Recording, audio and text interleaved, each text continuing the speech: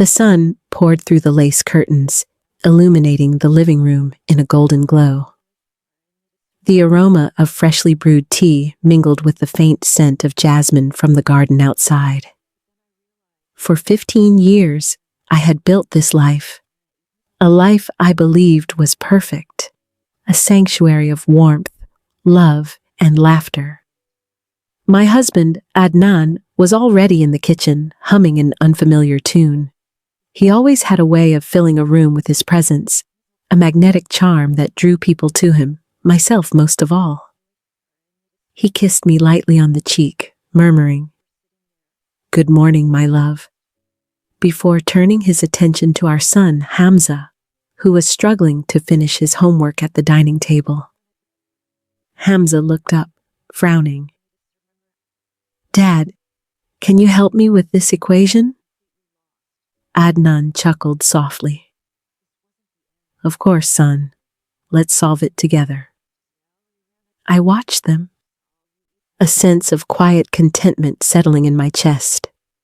These small moments, simple, ordinary, were the glue that held our family together. Little did I know, those threads were about to unravel in ways I could never imagine. It began subtly, like a whisper in a quiet room. Adnan's phone buzzed constantly, and he started leaving the house at odd hours, always with vague explanations about meetings or urgent work. At first, I told myself not to worry. Everyone has secrets, right? But then the unease grew, gnawing at the edges of my peace. One evening, as I prepared dinner, I noticed Hamza sitting unusually still, scrolling through his phone. His eyes were darting, guilty, like a child hiding something. "Hamza, what are you looking at?" I asked, trying to sound casual. He jumped, nearly dropping the phone. "Nothing, Mom," he muttered. I studied him, my maternal instincts stirring. There was something he wasn't telling me, something that made my stomach twist. 2 days later, the truth came crashing down. I had gone to retrieve the mail when I found a hotel receipt tucked between the bills. The name on it made my heart stop. It was mine, but not in a way I could have imagined. My husband had checked into a hotel with a young woman, using my name to avoid detection. My first instinct was disbelief. This had to be a mistake. But the date matched the day Adnan had said he was out for work. I felt my knees weaken. My hands shook as I dialed Hamza's number, demanding answers. He answered reluctantly, his voice quiet, defensive. "Mom, I can explain," he said, avoiding my gaze. "Explain what, Hamza? Explain why you helped your father betray me?" I demanded, tears blurring my vision. "I didn't know what else to do," he cried. "He made me promise I wouldn't tell you. He said it would destroy the family." My mind reeled. How could my son, my sweet boy, have been complicit? The betrayal cut deeper than anything else. The very people I loved most were the ones who hurt me. That night, I sat alone in our bedroom, clutching the receipt, my mind racing. Memories of laughter and shared dreams now felt like cruel illusions. I replayed every conversation, every smile, every gentle touch, trying to discern the truth from the lie. And then the anger came, sharp and unrelenting. Not just at Adnan, not just at Hamza, but at the entire illusion I had lived in. How had I been blind to the cracks forming beneath the surface? How had I trusted so completely? Sleep eluded me. I stared at the ceiling, feeling my world tilt on its axis. The man I had loved, the son I had nurtured, had betrayed me. Yet, even in the midst of despair, a small spark of determination ignited. I would face this, confront the truth, and reclaim my life, even if it meant walking through fire to do so. Little did I know, this was only the beginning. The days to come would test my strength, my resolve, and my very understanding of love and family. And when the confrontation came, it would reveal secrets far darker than a single hotel room. Secrets that would change the course of all our lives forever. The next morning, the house felt colder, though the sun still shone outside. I moved through it like a ghost, every corner reminding me of a life that now felt like a lie. The cheerful chirping of birds, the smell of fresh bread. Everything seemed cruelly normal while my world had turned upside down. I found Hamza in his room, sitting on the edge of the bed, hands clasped tightly together. His eyes were red from sleeplessness. "Mom, please don't be mad," he whispered, his voice barely audible. I knelt in front of him, trying to calm the storm raging inside me. "Hamza, tell me everything. No lies, no excuses. I need the truth." He swallowed hard, tears spilling down his cheeks. "It was just one time, he asked me to help him, and I didn't know what else to do. I was scared. I didn't want to lose him or for you to find out. I thought I was protecting you." I felt my chest tighten. Protecting me? By helping him cheat on me? My heart ached in a way I didn't think was possible. "Do you understand what this means?" I asked softly but firmly. "This isn't just a mistake. This is betrayal. Both of you betrayed me." Hamza flinched. "I know, Mom. I hate myself for it. I didn't want it to happen. I never thought it would." But it had happened, and now there was no undoing it. I walked to the kitchen, the receipt still clutched in my hand. I needed answers from Adnan, and I knew that asking him directly would force the truth out. He walked in, as if nothing had changed, and smiled at me. That smile used to warm my heart. Now it felt like a blade twisting inside me. "Good morning," he said cheerfully, pouring himself a cup of coffee. "Adnan, we need to talk," I said, my voice steady despite the storm inside. He froze for a moment, the spoon mid-air. "About what?" "The hotel, the receipt, and the young woman," I said, holding it up. Adnan's face paled for a fraction of a second before he smoothed it over. "Oh, that. I can explain." "Explain? Explain how you used my name to sneak around behind my back? Explain how my own son helped you?" My voice rose, shaking with anger. Hamza hid behind him, his guilt written all over his face. Adnan sighed, finally dropping the act. Yes, I did it. But it wasn't what you think." I laughed bitterly, the sound hollow. "Not what I think?" "Adnan, you lied, you cheated, and you dragged my son into it. There's nothing less than exactly what I think." He reached out, trying to touch my hand, but I pulled back. Don't you dare touch me." The tension in the room was suffocating. Hamza's shoulders trembled, caught between his father and me. The weight of guilt crushing him. I didn't mean for this to happen," Adnan said finally, his voice lower, almost pleading. I made a mistake, but it's done. Please, we can fix this." "Fix this?" I asked, incredulous. "How do you fix betrayal, Adnan? How do you fix your son lying to his own mother? How do you fix the trust that's been shattered?"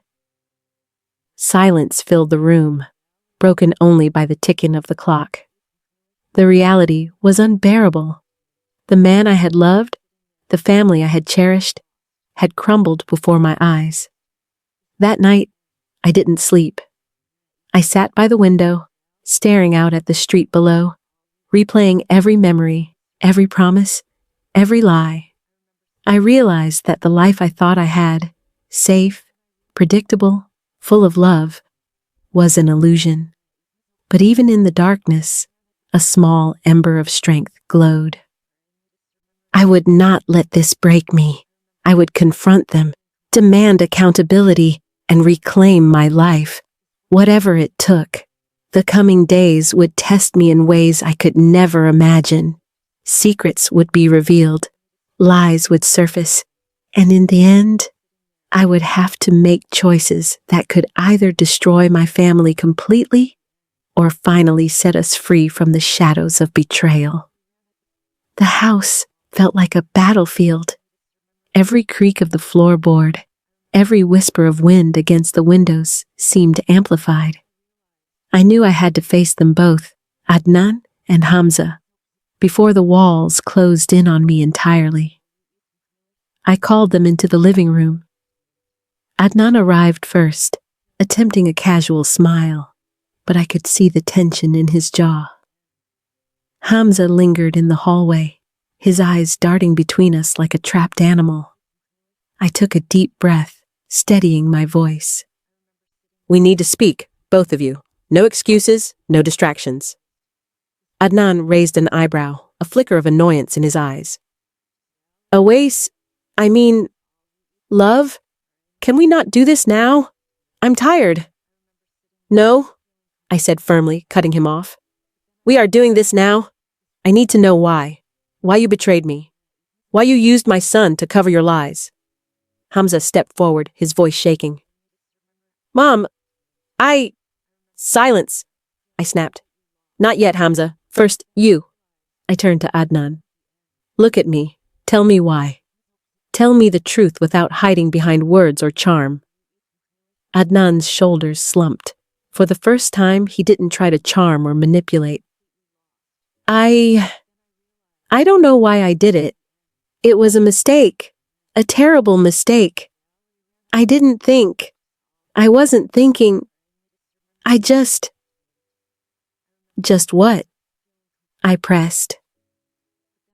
You just wanted to satisfy some selfish desire while destroying everything we built? You just wanted to use me and your own son as props in your lies? Hamza's face went pale. He looked down, unable to meet either of our eyes.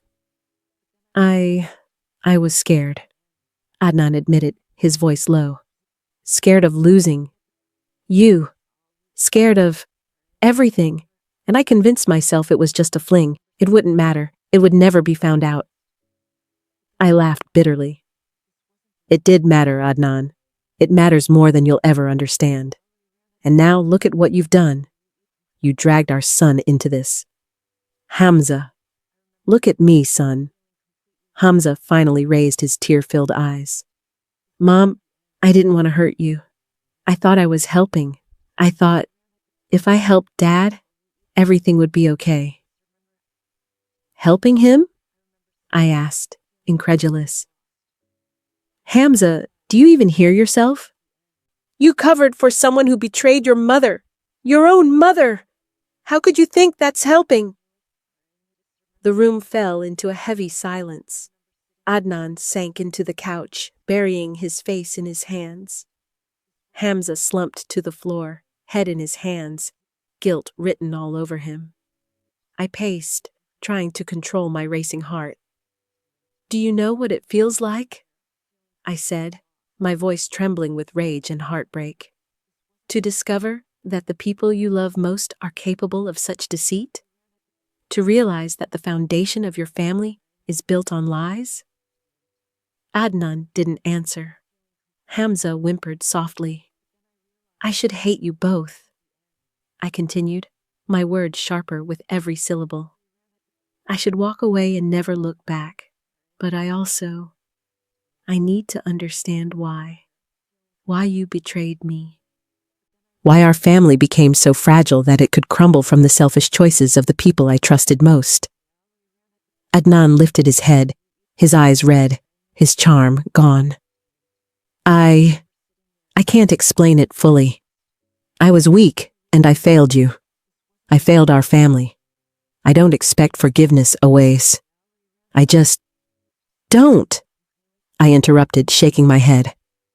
I don't know if forgiveness is possible, and I don't know if this family can survive, but I do know one thing. I won't let this define me. I won't let this destroy me. Hamza's quiet sobs echoed in the room. Mom, please. I can't promise anything, Hamza. Not now. You both have broken my trust. And trust, once broken, is never the same. I turned away, moving toward the window, my hands pressed against the cool glass. The night had fallen, the city lights glowing faintly in the distance. My reflection in the window stared back at me, tired, hurt, but still standing. This confrontation had changed everything. The lies had been exposed, the betrayal revealed, and the consequences would be far-reaching. The days ahead would be painful, and the choices I had to make would determine the fate of our family. But one thing was certain. I would no longer be silent. I would no longer be the victim of their selfishness. The reckoning had begun. The house was quiet, too quiet. The echo of the confrontation still lingered in every corner, in every object, a family portrait, a teacup, a chair where laughter used to live. I wandered from room to room, unable to settle, unable to escape the storm inside my chest. Tears came unbidden, hot and unstoppable. I sank to the floor in the bedroom, clutching a pillow as if it could absorb my grief. The betrayal I had endured was unbearable, not just my husband's, but my son's, the one I had nurtured, loved, and trusted with every fiber of my being. I replayed every moment in my mind, searching for signs, hints, anything I could have seen before the truth. But there was nothing, only lies hidden beneath smiles and routine, deceit dressed as normalcy.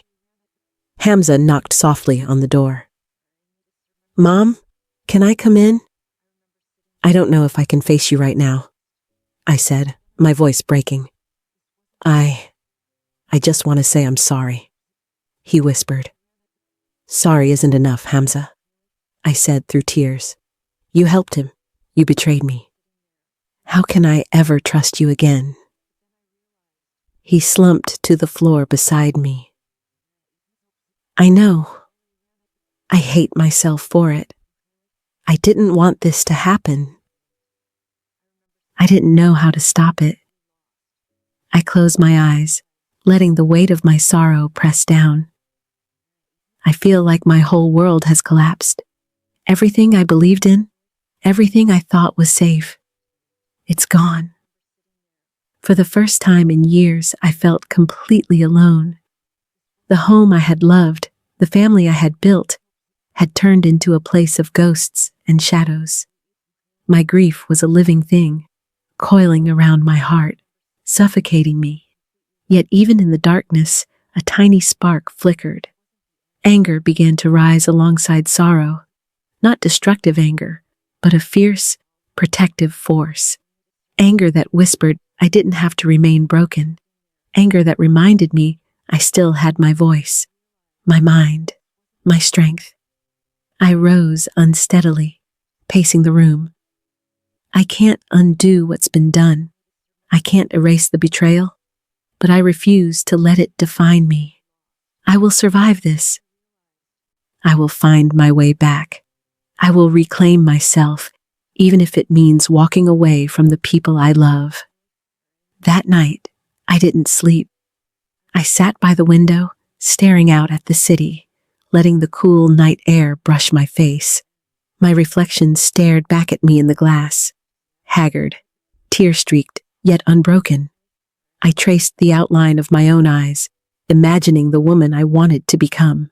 Strong, unafraid, determined. I began to make plans, not just to confront them again, not just to demand accountability, but to rebuild myself, to protect my heart from further harm, to reclaim the dignity that had been trampled. The days ahead would not be easy. I knew that. Adnan would continue to manipulate, Hamza would continue to wrestle with guilt, and the young woman, the catalyst of this devastation, was still out there somewhere. But I also knew this. I would face them all, not as the betrayed, broken wife, not as the hurt mother, but as a woman who refused to be a victim any longer. The emotional breakdown had done its work.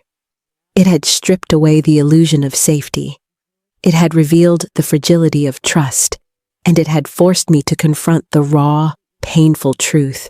And in its wake, it left clarity. I was no longer blind. I was no longer silent, and I was no longer powerless. The morning light felt harsh and unforgiving, cutting through the bedroom like a spotlight on my pain. But I no longer felt paralyzed by grief. The emotional storm had settled into a sharp focus, a determination that refused to be silenced.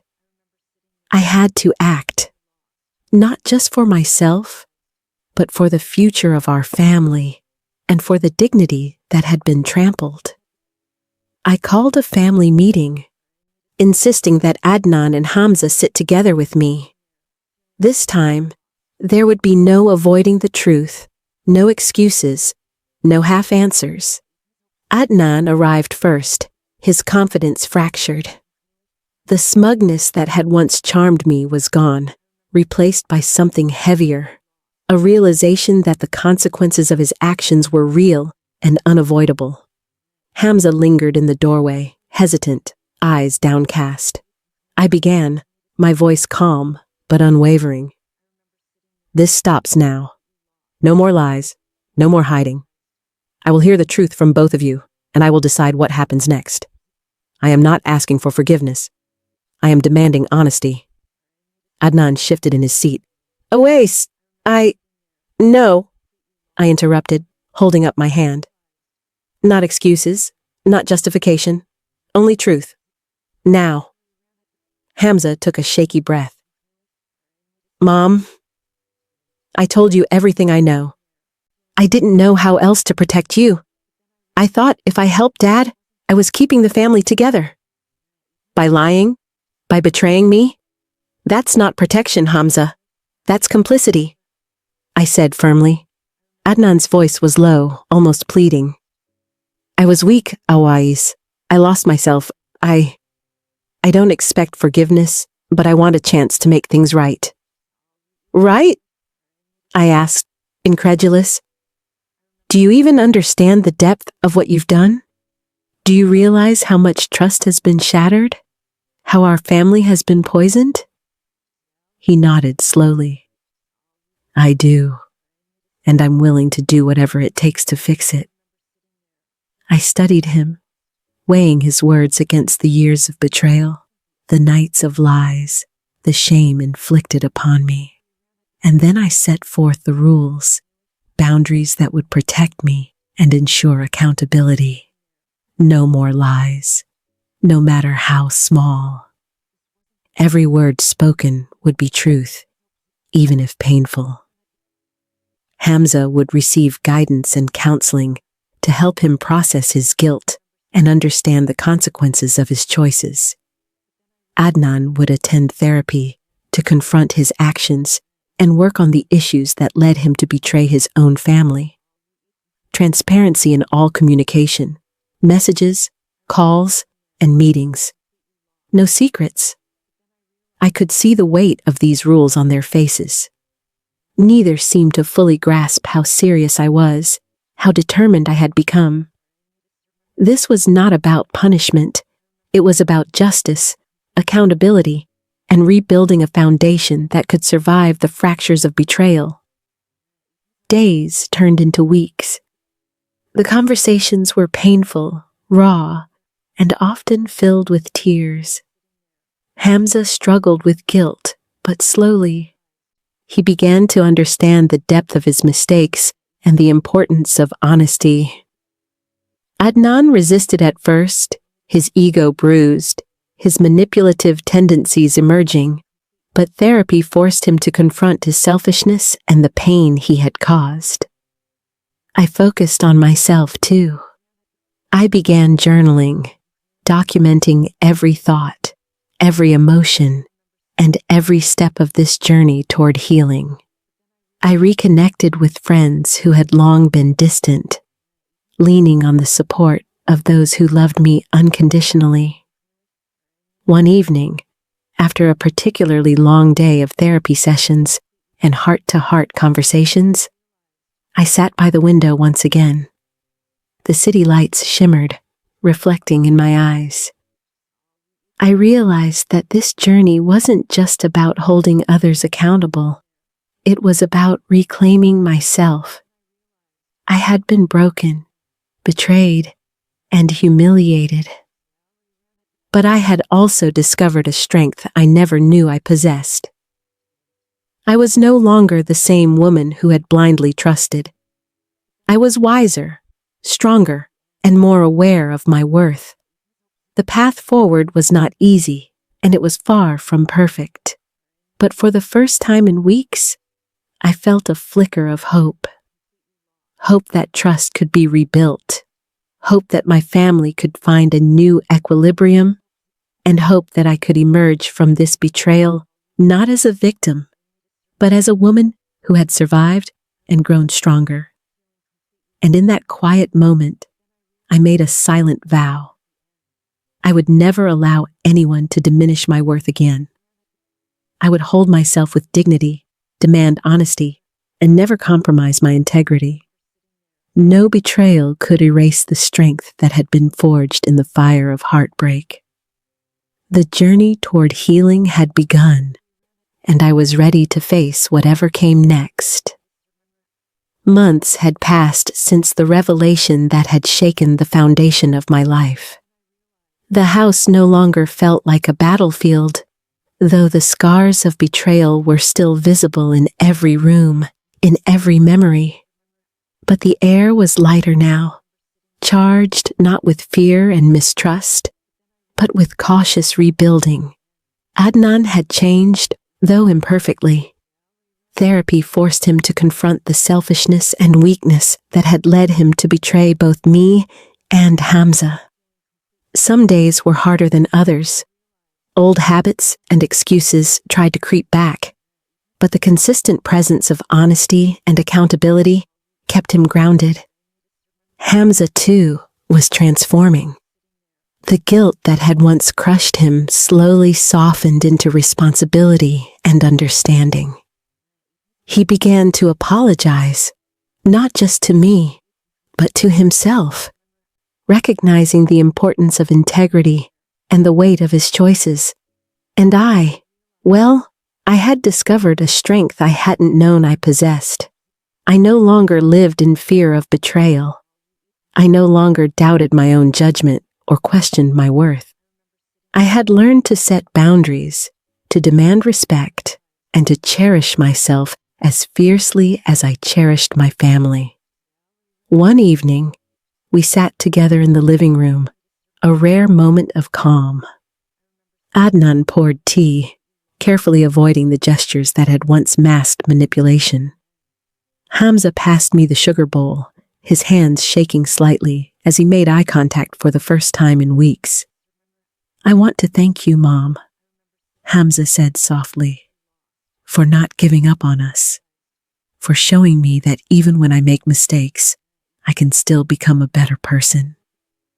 I smiled, the warmth of hope blooming in my chest. "You're learning, Hamza. That's all anyone can do. We learn, we grow, and we choose to do better."